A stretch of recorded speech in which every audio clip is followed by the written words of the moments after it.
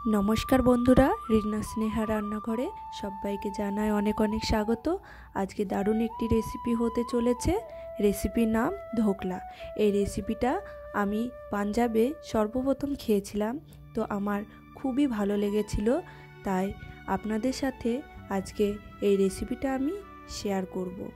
তো ধোকলা বানানোর জন্য এখানে একটি বোল নিয়ে নিতে হবে। তার মধ্যে এক বাটি আমি বেসন নিয়েছি। এর মধ্যে দিয়ে দেব হাফ চামচ লবণ আর 2 থেকে 3 চামচ চিনি। এবার এই চিনিটা দেওয়ার পরে ভালো করে আমি এগুলো মিক্স করে নেব। এবার যেই বাটিতে আমি বেসন নিয়েছিলাম সেই বাটিতেই হাফ বাটি মতো টক দই ভালো করে ফেটিয়ে নিয়ে তার মধ্যে হাফ বাটি মতো জল আমি অ্যাড করে এটাকে ভালো করে গুলে নেব। গুলে নেওয়ার পর অল্প অল্প করে মিশ্রণটি ঢেলে একটি ব্যাটার তৈরি করে নেব। এখানে খেয়াল রাখতে হবে ব্যাটারের মধ্যে যেন কোনো গোটা ভাব না আসে। তার জন্য এখানে অল্প অল্প করে মিশ্রণটি দিতে হবে আর একটি স্মুথলি ব্যাটার তৈরি করে নিতে হবে। এখানে যত বেশি ব্যাটারটিকে ফেটানো যাবে তত ধোকলাটা স্পঞ্জি হবে। আর এই ব্যাটারটি বেশি পাতলাও করা যাবে না, আবার মোটাও রাখা যাবে না। আপনারা দেখে বুঝতে পারছেন যে কিরকম পরিমাণে এটিকে রাখতে হবে। এইবার এর মধ্যে দিয়ে দেব হাফ চামচ হলুদ, কারণ ধোকলার কালারটি হলুদ রঙেরই হয়। বেসনের কালার যেহেতু হলুদ আছে, তবুও একটু হলুদ অ্যাড করলাম, দেখতে আর একটু বেশি ভালো লাগবে। এইবার দিয়ে দেব 1 চামচ ইনো। এবার ইনোটা দিয়ে আরও 15 মিনিট আমি ঠিক এইভাবেই ফেটিয়ে নেব। এবার এটিকে 30 মিনিটের জন্য রেস্টে রেখে দিতে হবে ঢাকা দিয়ে। 30 মিনিট পরে আবারও একটু ভালো করে ব্যাটারটি ফেটিয়ে নেব। ফেটিয়ে নেওয়ার পরে একটি অ্যালুমিনিয়ামের বাটি নিয়ে নিতে হবে। বাটির মধ্যে একটু সাদা তেল ব্রাশ করে নিতে হবে। এবার ব্যাটারটি বাটির মধ্যে ঢেলে দিয়ে একটু ড্যাব ড্যাব করে নিতে হবে, যাতে ব্যাটারের মধ্যে যে হাওয়াটা ঢুকে যায় সেই হাওয়াটা বের করে দেওয়ার জন্য। এবার একটি কড়াইয়ে বসিয়ে দিয়েছি, তার মধ্যে একটি স্ট্যান্ড বসিয়ে দিয়েছি। এবার এটিকে আমি 15 থেকে 20 মিনিট ঢাকা দিয়ে লো ফ্লেমে রেখে দিতে হবে। 15 মিনিট হয়ে গেছে। 15 মিনিট পরে একটি কাঠি দিয়ে দেখে নিতে হবে।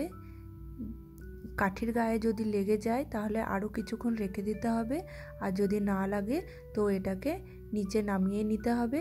নামিয়ে ঠান্ডা করে নিয়ে একটি ছুরি দিয়ে এটাকে আমি পিচ পিচ করে কেটে নেব।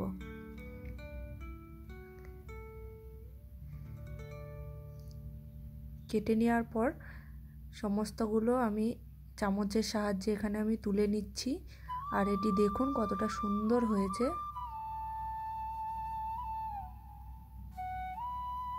আর এখানটাতে কোনো ফয়েল পেপার ব্যবহার করার কোনো দরকার নেই, কারণ এটি বাটির গায়ে লেগে যায় না।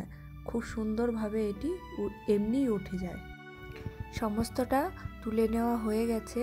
আর দেখুন এটা কতটা সুন্দর স্পঞ্জি হয়েছে আর কতটা ছিদ্র ছিদ্র ভাব এসেছে। এবার এর ওপরের অংশগুলো একটি ছুরি দিয়ে কেটে নিতে হবে। ধোকলার টেস্ট যেহেতু টক, ঝাল এবং মিষ্টি হয়, তার জন্য আমি প্রথমে একটি শিরা বা রস তৈরি করে নেব। তার জন্য আমি এখানে গ্যাসে কড়াই বসিয়ে দিয়েছি। তো কড়াইয়ে প্রথমেই দিয়ে দেবো 2 চামচ মতো সাদা তেল। তো তেলটা গরম হয়ে গেলে দিয়ে দেব এর মধ্যে 1 চামচ কালো সর্ষে, আর ঝালের জন্য দিয়ে দেব 4 থেকে 5টি কাঁচা লঙ্কা। এবার এর মধ্যে আমি দিয়ে দেব 2 বাটি মতো জল। জলটা গরম হয়ে গেলে, ফুটে গেলে এর মধ্যে দিয়ে দেব 1 বাটি মতো চিনি। চিনিটা গলে গেলেই বেশিক্ষণ ফোটানোর দরকার নেই, সামান্য একটু চিপচিপা ভাব এলেই এর মধ্যে দিয়ে দিতে হবে একটি লেবুর রস। সামান্য একটু নাড়াচাড়া করে নামিয়ে নিয়ে এটাকে দিয়ে দিতে হবে ধোকলার মধ্যে। এবার কিছুক্ষণ এটিকে ঢাকা দিয়ে রেখে দিতে হবে। 30 মিনিট পর আপনাদের দেখাচ্ছি কতটা সুন্দরভাবে শিরাটা এই ধোকলা টেনে নিয়েছে। তো এভাবে আপনারা বাড়িতে অবশ্যই ট্রাই করুন, আপনাদেরও এই রকমই ধোকলা তৈরি হবে। আশা করি রেসিপিটি ভালো লেগেছে। ভালো লাগলে অবশ্যই লাইক, শেয়ার, কমেন্ট করে জানাবেন। আর চ্যানেলটি সাবস্ক্রাইব না করে থাকলে অবশ্যই সাবস্ক্রাইব করে দেবেন। আপনারা যারা মিষ্টি খেতে পছন্দ করেন না, অবশ্যই বাড়িতে ট্রাই করবেন টক ঝাল মিষ্টি এই ধোকলা রেসিপি।